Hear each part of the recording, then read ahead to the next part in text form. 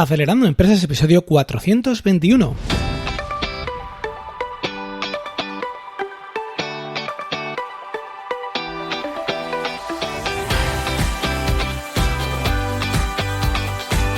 Buenos días amigos y bienvenidos a Acelerando Empresas, el podcast de lunes a viernes sobre las técnicas que aplicamos en las aceleradoras de empresas para ayudarte a conseguir el éxito en tus negocios. Soy Frank Guillén, director de Impúlsame, una aceleradora de empresas de la economía digital y la economía real. Y será un placer, claro que sí, acompañarte hoy, lunes 27 de enero, en este episodio número 421, en el que hablamos con Sonia El Hakim, experta en detección de mentiras y lenguaje no verbal para emprendedores. Así que vamos a enfocarlo directamente para personas que estáis emprendiendo, cómo podéis aprovechar este tipo de herramientas tan inusuales. Pero antes, muy brevemente, recordarte que estamos en proceso de inscripción para la aceleradora online Acelerando Empresas, que es un programa intensivo a través de internet en videoconferencia que puede serte muy interesante si estás lanzando tu proyecto ahora o piensas lanzarlo en breve, o si también quieres simplemente darle un empujón a lo que ya tienes para que crezca más rápido. Para informarte, simplemente escribe a info@acelerandoempresas.com. Y bueno, sin más dilación, comenzamos ya con el episodio de hoy. Sonia El Hakim es analista, consultora, formadora e investigadora en comportamiento no verbal. Es directora de la Escuela de Comunicación Código No Verbal y también directora del Máster en Comunicación No Verbal y Habilidades Directivas. Colaboradora habitual en programas de televisión de ámbito nacional y autonómico, ha participado en muchos medios de prensa también escrita y también tiene un TEDx, así que es muy interesante para que la sigáis en sus redes sociales y demás.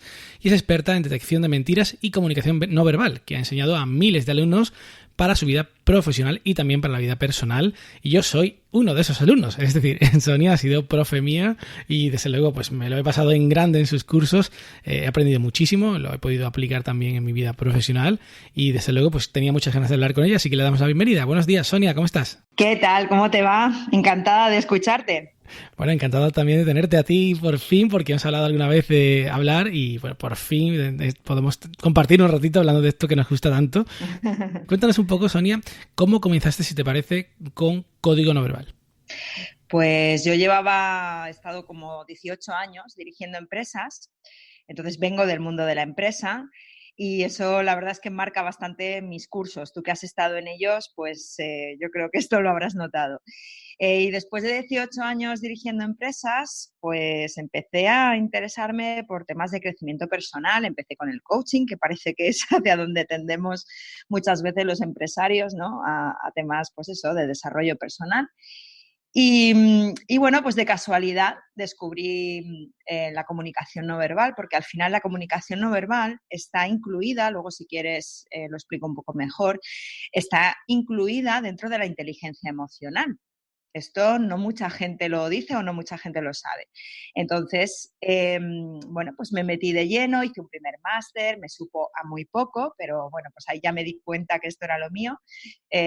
Y hice un segundo máster, hice un montón de formaciones complementarias sobre personalidad, investigación psicológica del delito, neurofelicidad, en fin, un montón de formaciones alrededor todas de la comunicación no verbal, ¿no? Y nada, aquí estoy después de unos años dedicándome a esto en exclusiva, porque solamente hago esto. Hay otras personas que tienen una actividad un poco más diversificada. Yo la verdad es que he apostado por la especialización y solamente me dedico a la comunicación no verbal. Totalmente. Yo creo que eres ahora mismo el referente más importante, al menos a nivel nacional, en esto. No sé si a la altura de Paul Ekman, que inventó toda la disciplina. No, hombre, ya me gustaría. Que va. Somos grandes seguidores los dos. Pero bueno, sí que es verdad que a nivel nacional eres un referente. Has dado cursos, yo creo que prácticamente en todas las ciudades o casi, ¿no, Sonia? Pues mira, me falta Extremadura. Bueno, pues mira. Extremadura y Canarias son las dos únicas autonomías donde no he estado. He quitado de esas dos zonas, en el resto de sitios yo creo que he pisado todas las autonomías de España. Y varias veces, además. Sí, bastante. Bueno, Sonia, pues bueno, vamos a entrar un poco en harina, ¿vale? Para nuestros oyentes que ya sabes que son emprendedores, empresarios. Empezamos un poco por el dolor. ¿Cuáles son los fallos más comunes que tú en tus cursos has visto de estos profesionales que, claro, tienen que comunicarse pues para conseguir inversión o para presentar un proyecto a un cliente para que firme, los contrate, a un partner? En fin, ¿cuáles serían los más destacados que tú ves más habitualmente? Pues es que el fallo más común, yo no lo veo en los cursos, porque el fallo más común es pensar que no necesitan formarse en esto y por tanto no vienen al curso. Eh, claro, entonces esa gente, pues ese fallo no lo veo. Pero lo cierto es que sí me han comentado muchas veces, no, mira, bueno, de todo tipo, comentarios del tipo, no, yo desde los 16 años me estoy ganando la vida, yo ya lo he visto todo. Bueno, pues el que piense así, el que piense que no se tiene que formar, pues yo creo que está perdido, ¿no? Imagínate un médico que ha estudiado, yo qué sé, 20 años para llegar a ser un médico pediatra, por ejemplo, y te diga, no, no, yo ya he estudiado mucho, yo ya no necesito estudiar. Ya, pues como no sigas estudiando, pobres de tus pacientes, ¿no? Entonces, esto es algo que cada vez más va a estar a la orden del día, el tener que seguir formándonos continuamente, en esto y en otras cosas, en muchas cosas. Pero en concreto, ¿por qué estudiar algo de comunicación no verbal? Pues porque es una disciplina transversal. Hoy tienes un trabajo y mañana tienes otro. Tú te diriges a emprendedores. Pues lo cierto es que, bueno, hay un riesgo, ¿no? Cuando uno emprende, de que te salgan mal las cosas, ¿no? Bueno, pues hoy tienes este trabajo y mañana tendrás otro, pero siempre, siempre vas a tener que relacionarte con gente, vas a tener que presentar tu proyecto, tu servicio, tu producto, vas a tener que hacer reuniones de equipo, es decir, siempre vas a necesitar al final relacionarte con la gente y la comunicación no verbal está para eso, nos ayuda a comunicarnos con los demás y eso ya lo hacemos, evidentemente sin ir a ninguna formación, pero lo cierto es que hay determinadas cosas que nos pasan por alto. Te voy a contar una cosa que me pasó el fin de semana pasado. Estaba en Barcelona, que daba allí un curso y bajo a la zona de desayunos y había gente de todas las nacionalidades. Aquello parecía la Torre de Babel. Había un grupo de chinos, había unos africanos, había unos que eran como torres rubios altísimos, yo qué sé, holandeses o de por ahí. Bueno, total, un montón de gente de todas las partes. ¿Tú sabes qué tenían en común todos? ¿El qué? Todos. El móvil en la mano. Todos. Es algo, fíjate, que cuando hacemos ese tipo de cosas, al final, ¿qué estamos trasladando? ¿Qué información subliminal le estamos dando a la otra persona? Cuando yo me reúno con una persona, por ejemplo, y dejo el móvil encima de la mesa, eso es comunicación no verbal. O sea, no pienses que la comunicación no verbal es solamente expresión facial y gestos y posturas. Es que es mucho más que eso. Cuando yo llego tarde a un sitio, eso es comunicación no verbal, pero es un canal mucho menos conocido, el de la cronémica. ¿Vale? Pero también es comunicación no verbal. Es decir, podríamos decir que la comunicación no verbal es toda la comunicación que no es verbal.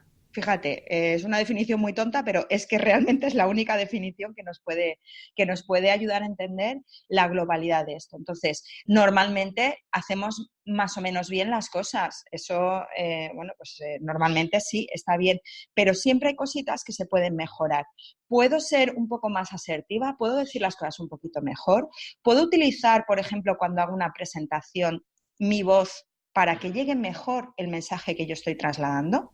Pues claro, todo ese tipo de cosas se pueden mejorar. Entonces me preguntabas, que me he ido ya por las ramas, no sé si te has dado cuenta, me preguntabas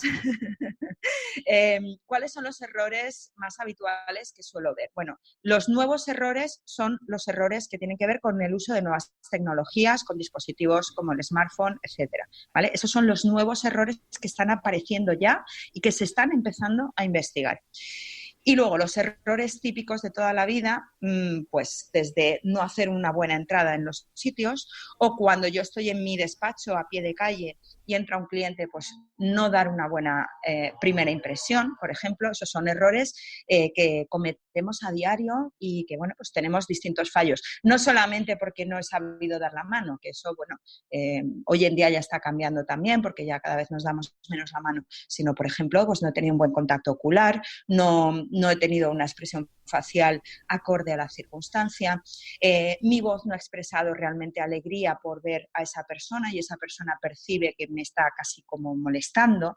Entonces, bueno, pues todo este tipo de cosas pueden repercutir en esa primera impresión que para mí es uno de los puntos clave en cualquier reunión, en cualquier negociación, en cualquier presentación de lo que sea. Te diría que ese es el primer fallo, no sé si el principal, pero desde luego el primer fallo.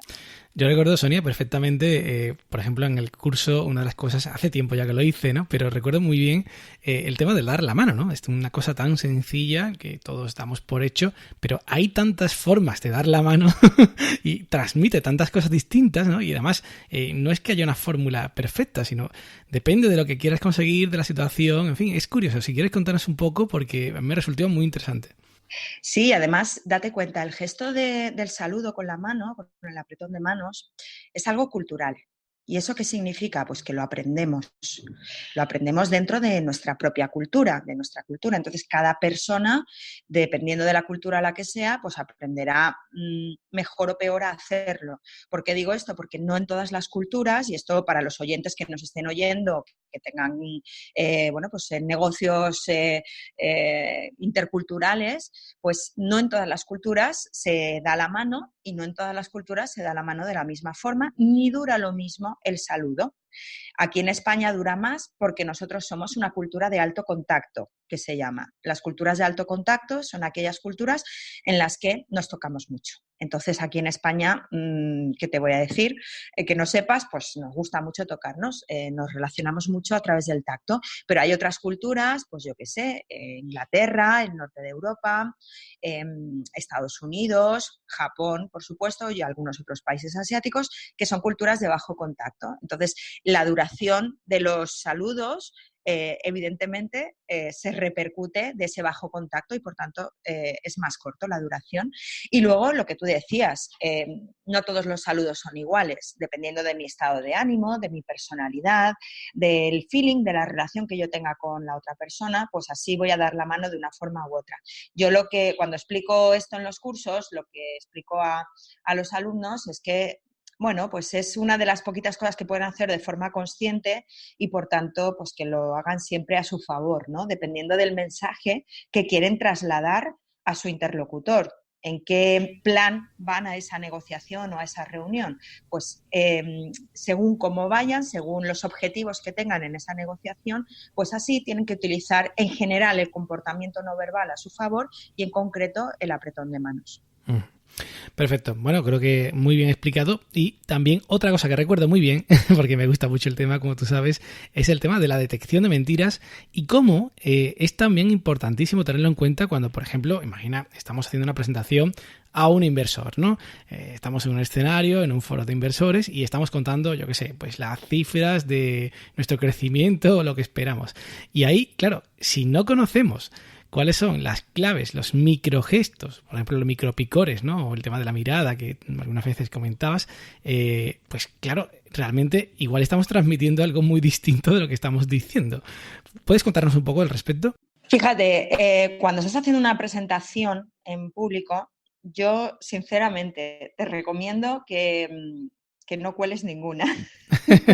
Es decir, que seamos lo más sinceros posible. Si hay algo que nos va a perjudicar, busquemos la fórmula verbal, busquemos la forma de decirlo para que, sin mentir, digamos, omitamos esa parte del discurso que nos perjudica. Pero cuando estamos muy nerviosos, si además añadimos la sobrecarga cognitiva que implica el formular una falsedad, el falsear la verdad, pues eso al final alguien que sea un poquito observador, aunque no sea un experto en comunicación no verbal, pues sí podría llegar a percatarse de que algo no funciona, de que algo no está bien. Entonces, yo sinceramente recomiendo que cuando hagamos presentaciones de nuestro proyecto, de nuestra idea, pues intentemos ajustarnos siempre a la realidad, omitiendo aquello que nos pueda perjudicar, pero siempre ajustándonos a la realidad. Eso por un lado. Por otro lado, si eres tú el que está del otro lado, si eres tú el que está intentando captar la sinceridad en la otra persona, te diría que realmente hay un único truco en detección de mentiras, que eso lo explico siempre en todos los cursos. Yo he formado a la Guardia Civil, a la Policía Nacional y bueno, al Ejército también. En detección de mentiras hay un único truco aplicable y todo lo demás está alrededor de esto, y es comprobar las variaciones en la conducta. Me voy a explicar. Todos tenemos una forma habitual de comportarnos, ¿sí? Todos tenemos una forma habitual de expresarnos a través de la cara, de expresarnos a través de la voz, de los gestos, de la mirada, etc. Eso es lo que se llama la línea base de comportamiento o el comportamiento basal. Uh-huh. El truco en detección de mentiras está en compararlo con ese momento que yo estoy analizando. Es decir, qué variaciones se están produciendo en esta persona respecto a su forma habitual de comportarse. ¿Ha cambiado respecto a su línea base de comportamiento o está igual? ¿Y esto por qué es importante? Pues porque realmente no podemos decir que hay un gesto de mentira. No existe. O sea, el gesto de mentira no existe. Tenemos una serie de indicadores, hay un montón de indicadores en todos los canales no verbales expresivos, pero no son más que eso, indicadores. Además, una buena detección de mentiras, cuando yo hago un informe de credibilidad para un juicio, por ejemplo, pues hay que combinar siempre el análisis verbal con el análisis no verbal, porque al final es la combinación de ambos análisis la que puede llevarnos un poco a, bueno, pues a conocer si hay o no falsedad en ese relato, ¿no? En este caso, en esa presentación. Como ves, es algo demasiado complejo como para hacerlo así en tiempo real en el aire. O sea, conforme una persona lo está diciendo, al vuelo, yo hago ese análisis. Eso es imposible. Yo personalmente no soy capaz de hacer un análisis de ese tipo, un análisis que ocuparía hojas y hojas en tiempo real. Siempre analizamos vídeo. Entonces, ¿qué es lo que podemos tener en tiempo real? Lo único que podemos tener en tiempo real es el truco que te acabo de dar, es decir, variaciones en la conducta respecto a la conducta habitual de esa persona. ¿Problema que plantea esto? Pues que para eso tú tienes que saber qué conducta habitual tiene esa persona. Entonces, claro, cuando te llega alguien que no conoces de nada, ¿cómo puedes saberlo?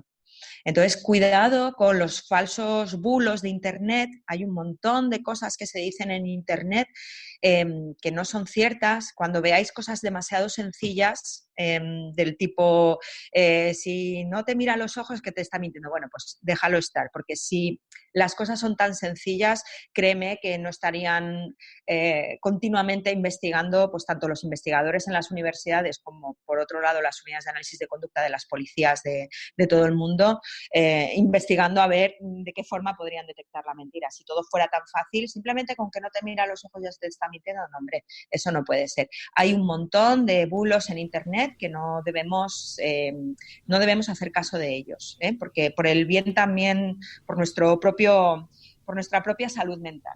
Sí, totalmente. Yo, por ejemplo, en este aspecto es verdad que no te puedes fijar ni siquiera en la mirada o en un picor o lo que sea, porque igual puede ser que sea casual o porque igual es que no te esté mintiendo exactamente, sino que tenga vergüenza o que tenga otra sensación. Pero sí que es verdad, y coincido contigo en cuanto a la línea basal, ¿no?, de comportamiento, porque lo he observado, ¿no? Y sobre todo es muy fácil cuando, por ejemplo, estando normal, le haces una pregunta incómoda y ahí sí que puedes ver un cambio muy fácilmente de comportamiento, ¿no? Bueno, pues ahí ya puedes sospechar un poquito más, pero ten en cuenta que cuando mentimos se activan varios procesos cerebrales, ¿vale? Cuando estamos falseando una respuesta en una conversación, se nos activan varios procesos. Uno de ellos es el emocional, el otro es conductual y el otro es cognitivo. Dentro del emocional, dentro del proceso emocional, se activa un sistema que es el sistema BIS, se llama así, porque es por las siglas en inglés Behavioral Inhibition System. Es un sistema que genera ansiedad y que genera, pues, culpabilidad, miedo, en definitiva, derivadas del miedo. Este sistema se activa cuando yo tengo miedo de que me pillen en una mentira. Pero cuidado, porque este sistema también se activa cuando yo simplemente me genera ansiedad el hecho de que me estén preguntando por algo que a mí me resulta muy incómodo. Te voy a poner un ejemplo que lo vamos a entender perfectamente. Imagínate que llega mi marido a casa y le digo, ¿me has sido infiel? Entonces, mi marido automáticamente se le va a activar el bis, pero a tope. Tanto si lo ha sido, fíjate, como si no. ¿Por qué? Porque la propia pregunta le resulta tremendamente embarazosa, el hecho mismo de que le esté preguntando por eso. Otra cosa muy diferente, ¿con esto qué te quiero decir? Perdona. ¿Con esto qué te quiero decir? Pues que cuidado con asociar directamente los nervios a la mentira. Ya. Porque uno puede estar nervioso simplemente porque está haciendo la presentación de su proyecto en el que lleva trabajando pues un año entero, por ejemplo, y se está jugando mucho, pues eso ya hace que se te active ese sistema del cerebro, ¿vale? No necesariamente los nervios son solo cuando hay mentira o solo nos ponemos nerviosos cuando mentimos, ¿no? Nos ponemos nerviosos en muchas situaciones, sobre todo ya que estamos enfocados a emprendedores, pues cuando están presentando un proyecto en el que han invertido mucha energía, mucho esfuerzo. Y oye, pues a lo mejor en ese momento pues sienten que no tienen la energía interna, los recursos internos suficientes como para poder afrontar esa situación que sienten que les viene un poco grande. Bueno, eso es una experiencia que todos hemos sentido en algún momento y eso es lo que genera precisamente esa emoción de miedo, que son los nervios, ¿no?